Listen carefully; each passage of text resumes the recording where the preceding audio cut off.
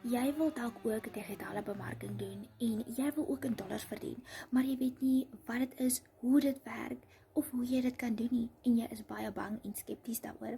Skus julle, wie is net 'n grassnyer wat sny af in die straat, so skus vir die gras.